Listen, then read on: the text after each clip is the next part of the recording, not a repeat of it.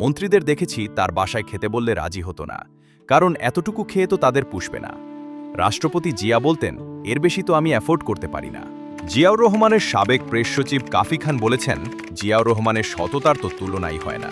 তিনি যা বেতন পেতেন তার আর কত, ৩-৪ হাজার টাকার মতো। আমি নিজে তার বেতনের কাগজ দেখেছি। সেখান থেকে ১৫০ টাকা রাষ্ট্রপতির রিলিফ ফান্ডে জমা দিতেন, বাকি টাকা দিয়ে সংসার চালাতেন। জিয়া খুব পরিমিত খাবার খেতেন। তার বাড়ির হাঁড়িতে অতি সাধারণ খাবার হতো, একটা তরকারি, একটা ডাল, একটা সবজি। মন্ত্রীদের দেখেছি তার বাসায় খেতে বললে রাজি হতো না, কারণ এতটুকু খেয়ে তো তাদের পুষবে না। রাষ্ট্রপতি জিয়া বলতেন, এর বেশি তো আমি অ্যাফোর্ড করতে পারি না। ঢাকার বাইরে গেলে ডিসিরা খাবারের আয়োজন করত, সেখানেও কড়া নির্দেশ ছিল, একটা ভাজি, একটা ডাল, একটা মাছ বা মাংস, এর বেশি খাবার করা যাবে না। জিয়া মিষ্টি খুব পছন্দ করতেন। খাবারে মিষ্টি থাকলে খুশি হতেন, না থাকলেও আপত্তি করতেন না।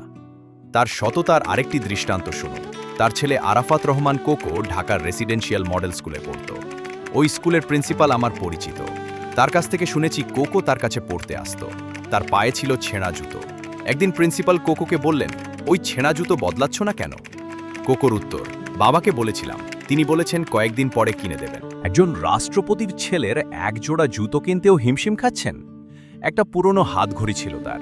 ঘড়িটি খুব দামিও ছিল না। অনেকে বলতো, স্যার ওটা অনেক পুরনো হয়ে গেছে, ওটা বাদ দিয়ে একটা ভালো ঘড়ি কিনুন, কারণ ওটা আর আপনার হাতে মানায় না। জিয়া শুনে শুধু মুচকি হাসতেন।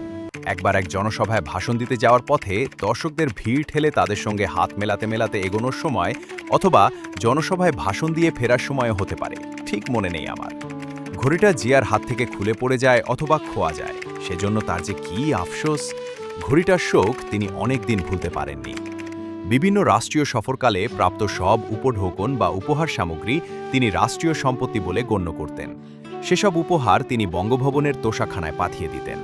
এমনকি তার সহধর্মিণী বেগম খালেদা জিয়া যে অল্প কয়েকবার তার সফরসঙ্গী হন, তিনিও সেসব উপহার সামগ্রী পেয়েছেন, তা ব্যবহার করতে পারেননি, তোষাখানায় জমা দিতে হয়েছে। এই লোকটাকে সৎ বলবো না তো কাকে বলবো?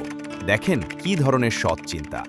একটা দেশের প্রেসিডেন্ট একটা গাড়ি কেনার কথাও বলেননি, সাইকেল চড়বেন, বই লিখে পেনশনের টাকা দিয়ে জীবনযাপন করবেন।